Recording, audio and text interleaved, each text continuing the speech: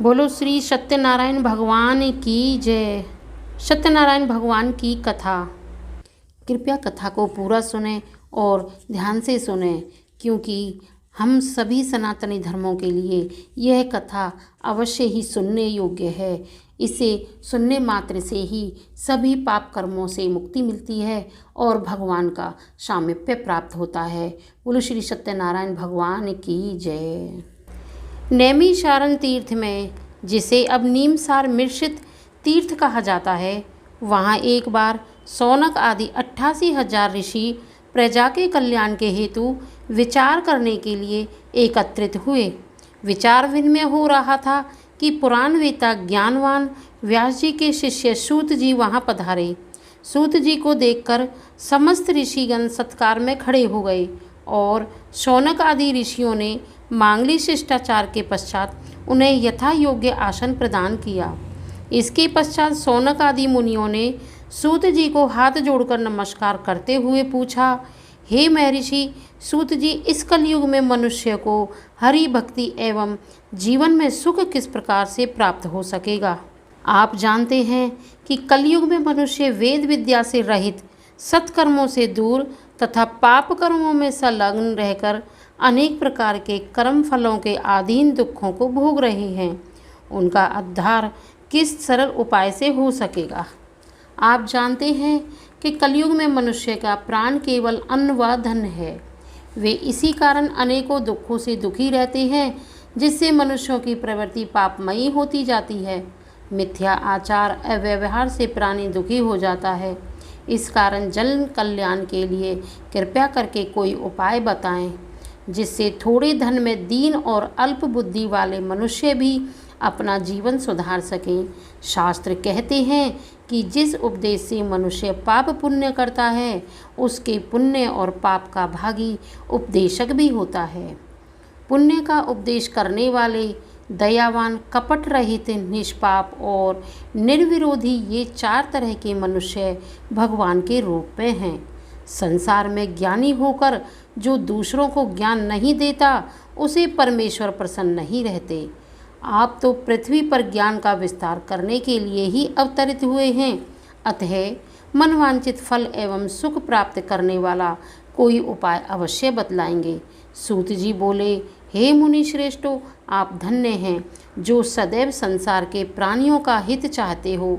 मैं आज आप लोगों को उस श्रेष्ठ व्रत के विषय में बताऊंगा जो कभी लोक हितार्थ नारद जी ने लक्ष्मीपति से पूछा था। आप सावधान होकर सुनिए। बोलो श्री सत्यनारायण भगवान की जय। पहला अध्याय, व्रत की विधि का श्री विष्णु भगवान द्वारा वर्णन। सूत जी ने कहा, एक बार योगी नारद लोकहित की आकांक्षा से अनेक लोकों में भ्रमण करते हुए मृत्यु लोक में आ गए। वहाँ उन्होंने सब लोगों को अनेक प्रकार के कलेशों से ग्रस्त और अपने कर्मों के कारण नाना प्रकार से दुखी देखा, तो सोचने लगे कि किस उपाय से इसके दुखों का नाश हो। ऐसा मन में सोचते हुए वे विष्णु लोक में जा पहुँचे। वहाँ शुक्ल वर्ण, चतुर्भुज, शंख चक्र गदा पद्म और वनमाला विभूषित श्री नारायण जी की स्तुति करना आरंभ किया। हे वाणी और मन की शक्ति से आगम में अनंत शक्तिशाली प्रभु, आपको नमस्कार है। आदि के आदि भूत, हे भक्तों के कष्ट निवारण करने वाले, आपको नमस्कार है। तब इस स्तुति को सुनकर भगवान विष्णु ने कहा, हे नारद, कहो तुम कैसे आए हो और तुम्हारे मन में क्या जिज्ञासा है? हे महाभाग, तुम मुझको कहो। नारद जी बोले, मैंने देखा है कि मृत्यु लोक में सब लोग अनेक प्रकार के कलेशों सहित विविध योनियों में उत्पन्न होकर पाप कर्मों से दुख पाते हैं। हे नाथ, उनके वे समस्त दुख किस प्रकार नाश को प्राप्त हो सकेंगे? यदि आपकी मुझ पर कृपा है तो मैं यह सुनना चाहता हूँ। श्री विष्णु भगवान बोले, हे वत्स, मानवों के कल्याण के लिए तुमने बहुत अच्छा प्रश्न किया है। अतः जिस कर्म के करने से मनुष्य मोह से छूट जाता है, वह मैं कहता हूँ। सुनो, सत्यनारायण का यह व्रत स्वर्गलोक और मृत्यु लोक दोनों में दुर्लभ है। तेरी प्रीति के कारण अब मैं तुझे बताता हूँ। इस व्रत को विधि पूर्वक करके सत्य निष्ठा से रहते हुए मनुष्य शीघ्र ही संसार में सुख भोग कर परलोक में मोक्ष को प्राप्त करता है। भगवान के इस वचन को सुनकर नारद मुनि बोले, प्रभु जी, इस व्रत की क्या विधि है और किसने यह व्रत किया है, विस्तार पूर्वक कहिए।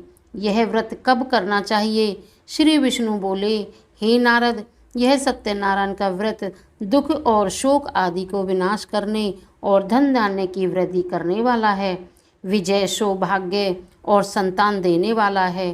किसी भी दिन भक्ति और श्रद्धा से मनुष्य धर्म में तत्पर होकर बंधु बांधवों को साथ लेकर सायंकाल के समय सत्यनारायण का पूजन करें। भक्ति पूर्वक केला, फल, घी, गेहूं का चूर्ण आदि पदार्थों को 1.25 किलो या सवाया करके लें। नैवेद्य गेहूं का चूर्ण प्राप्त न होने पर चावल का चूर्ण, शक्कर या गुड़ को सवाई परिणाम में लेकर सत्यदेव को निवेदन कर स्वजनों सहित कथा पढ़ें व सुने और दीन ब्राह्मण आदि को योग्य दक्षिणा दे। उसके बाद भक्ति पूर्वक प्रसाद को ग्रहण करके ब्राह्मण एवं स्वजनों को भोजन कराकर स्वयं करे।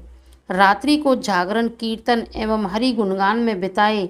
इस प्रकार व्रत के करने से तथा श्री सत्यदेव का निष्ठापूर्वक ध्यान करने से प्राणी निसंदेह मनवांछित फल प्राप्त करता है।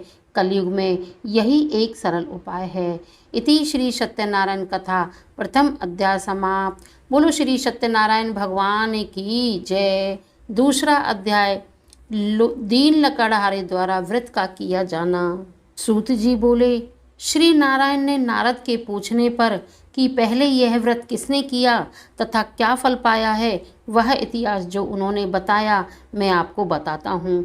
रमणीक काशीपुरी में कोई एक निर्धन विप्र रहता था। भूख और प्यास से व्याकुल वह नित्य पृथ्वी पर यहाँ वहाँ घूमता था। तब विप्रों के प्यारे भगवान ने दुखी विप्र को देख एक वृद्ध रूप का धारण करके आदर पूर्वक पूछा, हे विप्र, किस लिए तुम दुखी होकर पृथ्वी पर घूमते हो?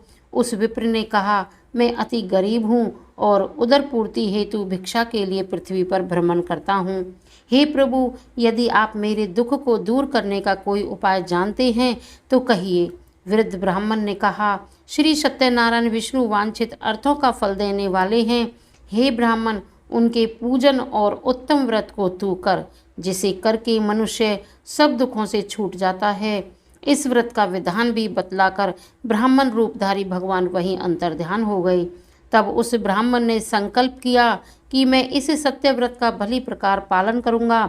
यही विचार करते करते वह रात को सो गया। प्रातः उठकर उसने व्रत का पुनः संकल्प किया। उस दिन ब्राह्मण को भिक्षा में बहुत द्रव्य मिला तो उसने प्रसन्नता पूर्वक व्रत एवं पूजन बंधु बांधवों सहित किया। इस व्रत के प्रभाव से कलेश मुक्त और संपत्तियों से युक्त हो गया। फिर प्रति माह श्री सत्यनारायण जी का व्रत कर अंत में मोक्ष पा गया। हे ऋषिगणों, भगवान द्वारा नारद जी को बताए हुए इस सत्यनारायण व्रत को जो भी संसारी व्यक्ति करेगा उसके समस्त दुख नाश को प्राप्त होंगे। तब ऋषि बोले, हे मुनि, सूत जी, उस ब्राह्मण से सुनकर इस पृथ्वी पर इस व्रत को और किसने किया, यह जानने की इच्छा है।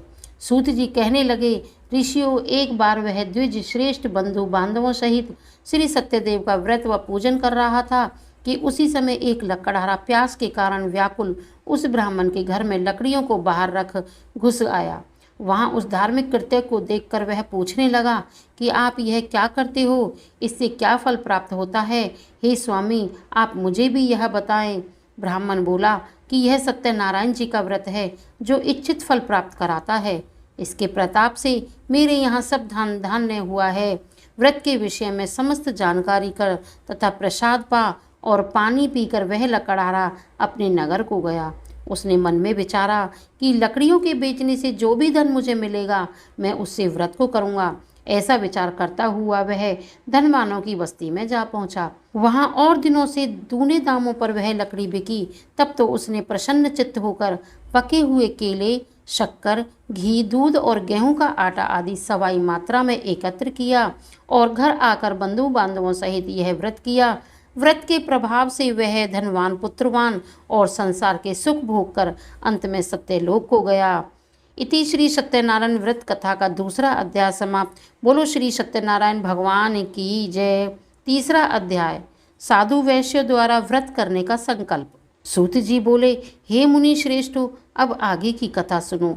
एक समय उल्कामुख नामक बुद्धिमान और जितेंद्रिय राजा था। वह नित्य मंदिर में जाता तथा द्विज जातियों को दान आदि से संतुष्ट करता था। वह अपनी रानी के साथ एक दिन भद्रशीला नदी के तट पर सत्यदेव का व्रत करता था कि उस समय वहां साधु नामक एक व्यापारी की नाव किनारे पर आकर लगी। वह वैश्य राजा को वहां देखकर श्रद्धापूर्वक उसके समीप पहुंचा। राजा को देखकर वह विनयी स्वर में पूछने लगा, हे राजन, आप भक्तिपूर्वक यह क्या अनुष्ठान करते हो? राजा बोला, हे साहूकार, मैं पुत्र की प्राप्ति के लिए श्री सत्यदेव का व्रत करता हूँ। साधु बोला, महाराज, मेरे भी कोई संतान नहीं है, अतएव मुझे भी इस व्रत की विधि बताओ। राजा से व्रत के बारे में जानकारी पाने के बाद साधु ने घर आकर सआनंद उस व्रत के बारे में अपनी स्त्री को बताया और संकल्प किया कि संतान प्राप्त होने पर वह भी व्रत को अवश्य ही करेगा। सत्यदेव की कृपा से उसकी स्त्री लीलावती गर्भवती हुई और 10वें माह में एक कन्या को जन्म दिया, जिसका नाम कलावती रखा गया। लीलावती ने मधुर वचन कह अपने पति को व्रत की याद दिलाई तो उसने कहा कि हे प्रिय, अब तो समय नहीं है, मैं इसके विवाह के उपरांत यह व्रत अवश्य करूँगा। इस प्रकार वह अपने व्यापार कार्य में लग गया। कलावती को ब्याह योग्य देखकर एक दिन वैश्य ने अपने दूतों से कहा कि कन्या के योग्य कोई वर ढूंढे। आज्ञा पाकर एक दूत कंचन नगर गया और वहां के व्यापारी के एक सुंदर लड़के को साधु के पास लाया। योग्य वर पाकर उस वैश्य ने कन्या का विवाह आनंद संपन्न कर दिया। वह सत्यदेव के व्रत करने की बात अभाग्यवश फिर भूल गया। इससे सत्यदेव रुष्ट हो गए। कुछ समय पीछे साधु अपने जमाता सहित व्यापार को चल दिया। समुद्र के किनारे रत्नसार नामक द्वीप में व्यापार करके वे जब चंद्रकेतु राजा के नगर में पहुँचे तो प्रतिज्ञा से भ्रष्ट वैश्य ने भगवान कुपित हो गए। एक दिन चोर राजा का धन चुराकर सिपाहियों के भय से वह सब धन उसी स्थान पर पटक कर छिप गए जहाँ की जमाता सहित वैश्य ठहरा हुआ था। चोरों को पीछे आते हुए सिपाहियों ने धन को वहां देखकर उन दोनों को पकड़कर राजा के सम्मुख उपस्थित किया और कहा, स्वामी, हम आपके धन को चुराने वाले 2 चोर पकड़ कर लाए हैं, इनके लिए अपनी आज्ञा दीजिए। राजा ने उन्हें जेल में डाल देने को कहा। सत्यदेव की माया से उनकी कोई बात किसी ने नहीं सुनी। उनका सारा धन छीनकर उन्हें जेल में डाल दिया। उन्हीं सत्यदेव के शाप के कारण उनके पीछे उनके घर का सब धन चोरों ने चुरा लिया तथा उन दोनों की स्त्रियां घोर कष्ट पाने लगी। एक दिन कलावती भूख से व्याकुल अन्न की चिंता में घर से निकली और एक मंदिर में पहुंची। वहां सत्यदेव के व्रत को होता देख बैठ गई और रात को देर से कथा सुनकर और प्रसाद लेकर घर वापस आई। माँ ने देर से आने के लिए उसे डांटा तो कलावती बोली कि हे माँ, मैंने मंदिर में ब्राह्मणों को मनवांछित फल देने वाले व्रत को करते देखा है। पुत्री के वचन सुन उसकी माँ प्रसन्न हुई और सत्यदेव के व्रत को याद करके उसे संपन्न किया। व्रत के करने से भगवान फिर प्रसन्न हो राजा चंद्रकेतु से स्वप्न में जाकर बोले, हे राजन, सुबह होते ही तुम उन दोनों वैश्यों को छोड़ देना और उनके धन को वापस कर देना, नहीं तो मैं तुम्हारा नाश कर दूंगा। प्रातःकाल होते ही राजा ने सभासदों को रात में देखे स्वप्न को कहा और आज्ञा दी, जेल में पड़े दोनों वैश्यों और बंदियों को छोड़ दो। आज्ञा अनुसार उन्हें जेल से राजा के सामने उपस्थित किया गया। पहली बात को याद करके वे दोनों व्याकुल थे और कुछ बोले नहीं। राजा ने उनके बाल बनवा सनन आदि करा के सुंदर वस्त्र पहनने को दिलाए। फिर उनको दुगना धन वापस करते हुए कहा, तुमने देवगति से ही यह महादुख प्राप्त किया है, अब निर्भय हो तुम जाओ। राजा को प्रणाम कर वे दोनों आनंद से अपने घर चल दिए। इति श्री सत्यनारायण कथा तीसरा अध्याय समाप्त। बोलो श्री सत्यनारायण भगवान की जय। चौथा अध्याय, साधु वैश्यों का मिथ्या बोलने से सारा धन लता पता होना। सूत जी बोले, हे मुनियों, राजा के यहाँ से चलकर उन साहूकारों ने मांगलिक कर्मों को करके अपनी नावों से ही घर जाने को यात्रा शुरू की। साहूकार के कुछ दूर जाने के बाद भगवान ने दंडी का रूप धरकर यह जानना चाहा कि वैश्य ने अब भी सत्य को अपनाया है या नहीं। उन्होंने साहूकार से पूछा, हे साहूकार, तुम्हारी नावों में क्या है? साधु ने आनंद पूर्वक हंसते हुए कहा, हे दंडी, तुम यह क्यों पूछते हो? क्या धन लेने का विचार है? मेरी नौकाओं में तो लता पत्र आदि भरे हुए हैं। ऐसे कठोर वचन सुन दंडी रूपधारी भगवान बोले, तेरा वचन सत्य हो। ऐसा कह दंडी स्वामी उसके पास से आगे चले गए। इधर जब साधु वैश्य ने अपने नित्य कर्मों से निर्वृत हो अपनी नावों के पास आकर देखा कि पानी में नीचे को बैठी हुई उसकी नावें अब ऊपर को उठी हुई हैं, तो वह आश्चर्य करता हुआ नाव के पास आकर देखता है कि उनमें धन के स्थान पर पत्ते भरे हुए हैं। यह देखकर वह साहूकार मूर्छित होकर गिर पड़ा। जमाता ने कहा, शोक क्यों करते हो? उसी दंडी स्वामी के शाप का फल है, चलो उसी के पास चलें, वह सब कुछ करने में समर्थ है। तब वे दोनों दंडी स्वामी के पास पहुंच भक्तिपूर्वक कहने लगे कि अपराध को क्षमा करो। दंडी स्वामी प्रभु बोले, तू बार बार मेरी पूजा से विमुख और भ्रष्ट प्रतिज्ञा होता है और मेरी आज्ञा से दुख पाता है। यह सुनकर साहूकार प्रभु की स्तुति करता हुआ बोला, हे स्वामी, आपकी माया से जब ब्रह्मा आदि देवता भी मोहे हुए आपको नहीं जान सके, तो मैं मूर्ख आपको क्या जानूं? मेरे अपराधों को क्षमा करो, मैं आपकी पूजा अवश्य करूँगा। मेरा धन वैसा ही कर दें, मैं आपकी शरण में हूँ। भक्ति भरे ऐसे वचनों को सुनकर भगवान उसको मनचाहा वर प्रदान कर अंतर्ध्यान हो गए। फिर से धन से परिपूर्ण नावों को देखकर वैश्य ने अपने साथियों सहित विधिपूर्वक सत्यदेव का पूजन किया और फिर अपनी नावों सहित अपने देश की यात्रा पर चल दिए। अपनी रत्नपुरी नगरी के पास पहुंचकर साहूकार अपने जमाता से प्रसन्न हो बोला, वह देखो हमारी रत्नपुरी नगरी। इसके बाद उसने नावों को किनारे लगा अपने दूतों को घर भेजा। वह दूत नगर में जाकर साहूकार की स्त्री लीलावती को संदेश देता हुआ बोला, साधु वैसे अपने जमाता और धन धान्य सहित नदी तट पर आ गए हैं।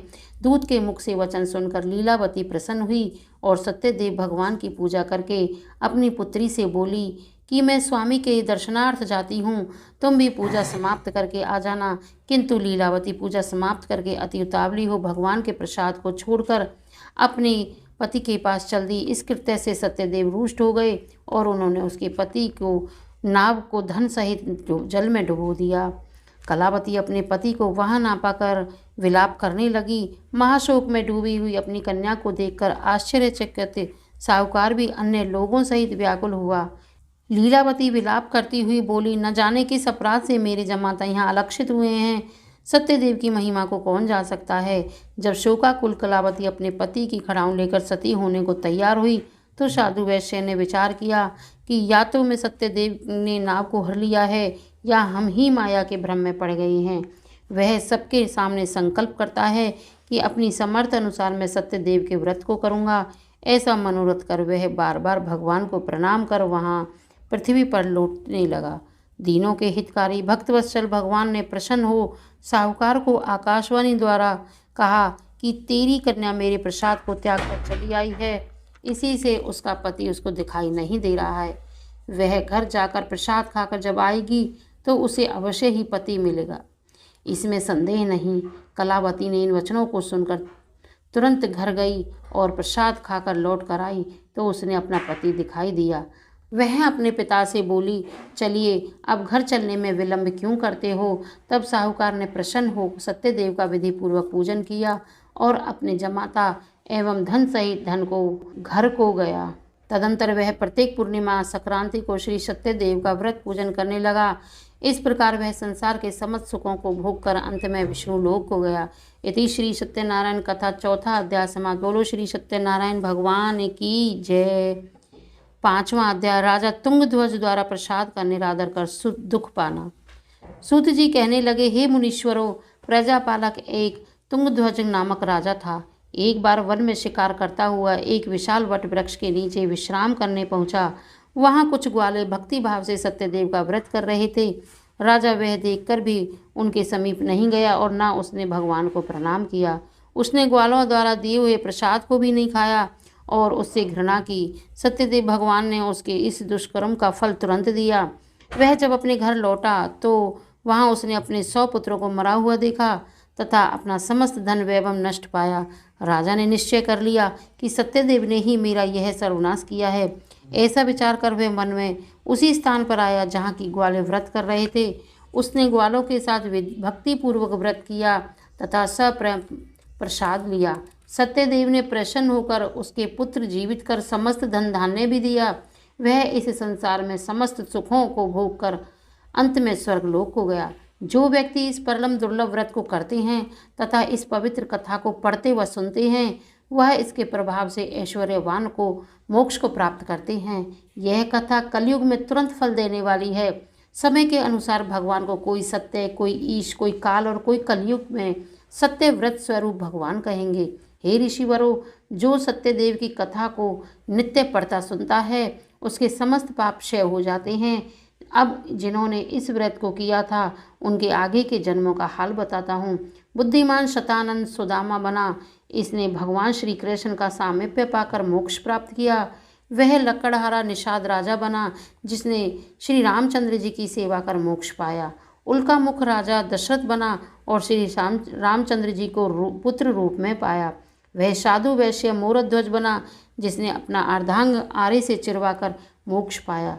वह राजा तुंगध्वज स्वयंभू मनु हुआ जिन्होंने श्रीमद् भागवत का उपदेश करके वैकुंठ को प्राप्त किया। बोलो श्री सत्यनारायण भगवान की जय। इति श्री सत्यनारायण कथा 5वां अध्याय समाप्त। बोलो श्री सत्यनारायण भगवान की जय।